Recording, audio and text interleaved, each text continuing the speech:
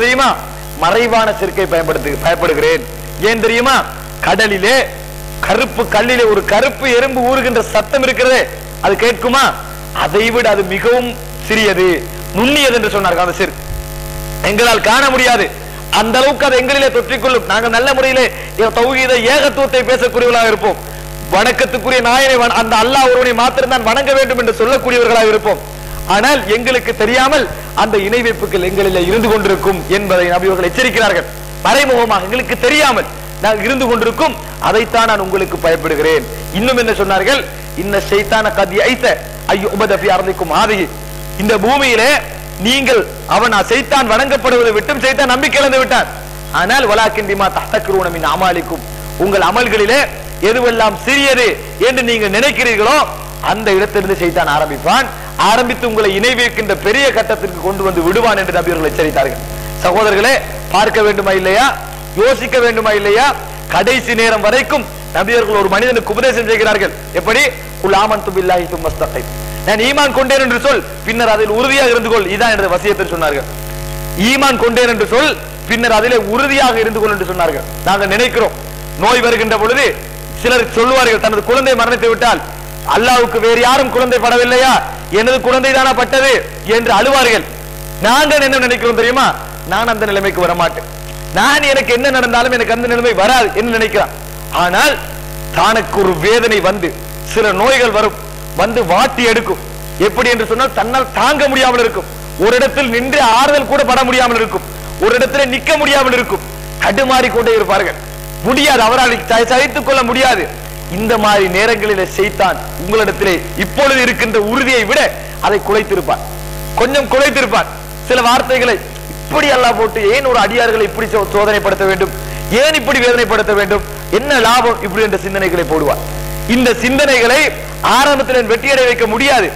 ஒரு வருடம் உங்களை தொடர வைத்தார். ஒவ்வொரு நோயும் நாங்கள் நம்பிக்கையில் இருக்கிறோம், 7 நாள் போய்விடும், 8 நாள் போய்விடும், மிஞ்சி நாள் ஹாஸ்பிட்டல் போய்விடும், இல்ல 2 மாதம் ஆபரேஷன் சரியாகிவிடும். இந்த நம்பிக்கையில் தான் பொறுமையாக இருக்கிறோம்.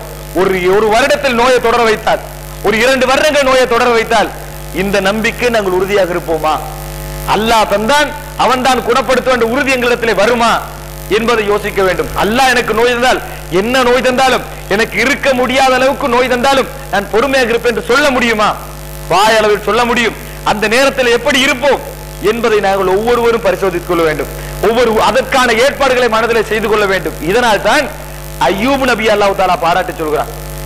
அய்யூப் அலைஹிஸ்ஸலாம் அவர்களை 7 வருடங்கள் 8 வருடங்கள் தொட்டால் விழக்கூடிய அளவுக்கு இந்த சதைகள் எல்லாம் அப்படி உறுதியற்ற நிலைமையிலே வாழ்ந்தார். 7 வருடங்கள். அல்லாஹ் தஆலா என்ன சொல்கிறான்?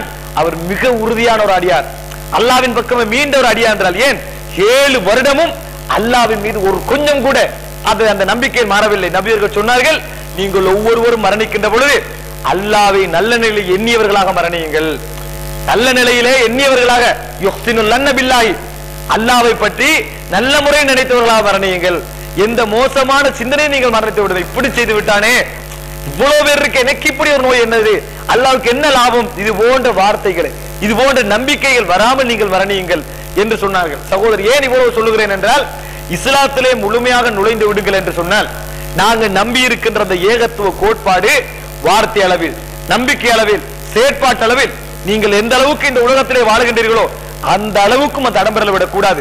பிறர் இணை வைக்கிறார்கள், பிறர் சிறுக்கு செய்கிறார்கள், பிறர் இந்த ஏகத்துவ கோட்பாட்டுக்கு மாற்றமாக நடக்கிறார்கள் என்பதை எல்லாம் தெரிந்து பிரச்சாரம் செய்கிறோம்.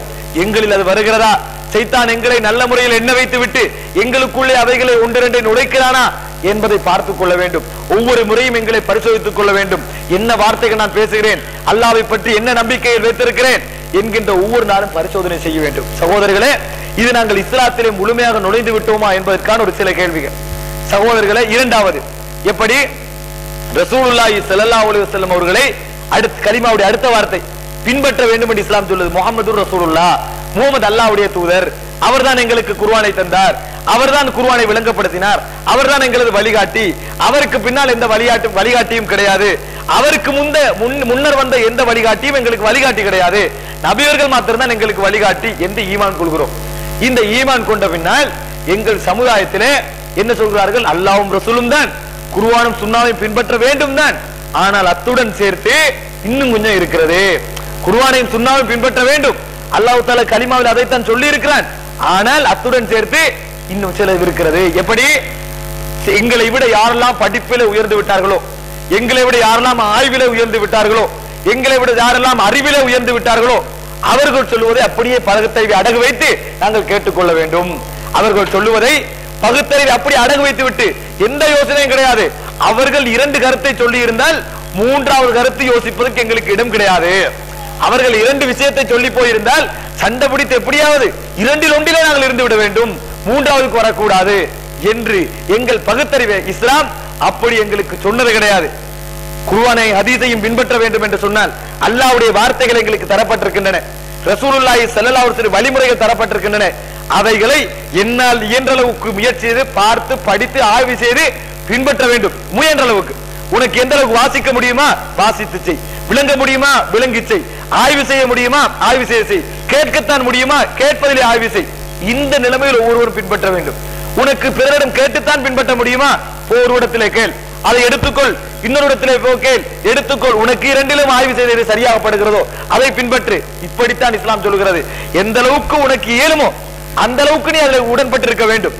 இதை விட்டுவிட்டு ஏற்கனவே செய்து வைக்கப்பட்ட ஆய்வுகள் மதுகபுகள் பேரில், இஜ்மாவுடைய பேரில், கியாசுடைய பேரில் எப்படியெல்லாம் வைத்திருக்கப்பட்டிருக்கிறதோ, அல்லது இன்று நவீன கால சிந்தனையாளர்கள் அதாவது முஃபக்கிருல் முஆசிரூன் நவீன கால சிந்தனையாளர்கள் எதையெல்லாம் மறுப்பு சொல்லி இருக்கிறார்களோ, எவைகளெல்லாம் சிந்தனை வடிவமாக தந்திருக்கிறார்களோ அவைகள் எல்லாம் பின்பற்றுங்கள். அவர்கள் போட்டோ ஹலால் என்றால் உடனடியாக அவர்கள் பெரிய இஜ்திஹாத் செய்திருப்பார்கள், அதை பின்பற்றுங்கள். இசையை ஹலால் என்றால் அதை பின்பற்றுங்கள். பெண்களுடன் அவர்கள் நாடகம் நடிக்கலாம் என்று சொன்னால் அதை பின்பற்றுங்கள். கரண்டைக்கு ஆடை உடுக்கலாம் என்று சொன்னால் அதை பின்பற்றுங்கள். தாடியை வடிக்கலாம் என்று சொன்னால் அதை பின்பற்றுங்கள். அபாயாக்களை எப்படியெல்லாம் மாற்ற முடியுமோ அப்படியெல்லாம் மாற்றலாம் என்று சொன்னால் அதை பின்பற்றுங்கள்.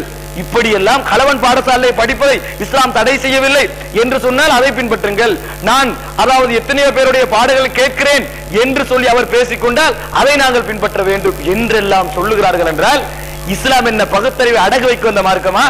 தூய்மையான வழிகாட்டலை எங்களுக்கு தந்துவிட்டு போயிருக்கிறது. குர்ஆனையும் சுன்னாவையும் இஸ்லாம் தந்துவிட்டு போயிருக்கிறது. இதையெல்லாம் விட்டுவிட்டு நாங்கள் ஒன்றை பகுத்தறிவை அடகு வைத்து ஆய்வு செய்கிறார்கள். ஆய்வை பின்பற்றுங்கள். என்ன ஆய்வு செய்கிறார்கள்? நபியர்கள் என்ன சொன்னார்கள்? நஹா ரசூலுல்லாஹி ஸல்லல்லாஹு அலைஹி வஸல்லம் அதாவது சூரத் உருவங்கள் வரைவதை யாரெல்லாம் யுஸவ்விரூன் தஸ்வீர் செய்கிறார்களோ அவர்களை அல்லாஹ் தஆலா என்ன சொல்வார் நாளை மறுமையிலே? அஹ்யூமா கலக்தும் வலை அதாவது வலை யதுகுல் ஜன்னத ஹத்தா யலிஜயாத், நீங்கள் படைத்ததை உயிர்ப்பியுங்கள், ஊசியின் காதில் ஒட்டகம் நுழைவரை அவர்கள் சொர்க்கம் நுழைய மாட்டார்கள் என்று நபி அவர்கள் சொல்லுகிறார்கள், எச்சரிக்கிறார்கள். அது அன்றைய வடிவத்தில் எப்படி இருந்தாலும் அதனுடைய வளர்ச்சி கட்டம் அதனுடைய பரிணாமம் தான் இன்று கண்டு கொண்டிருக்கிறோம். இவைகள் அல்லாஹ்வுடைய தூதர் சொன்ன பின்னாலும் இன்றைய நவீன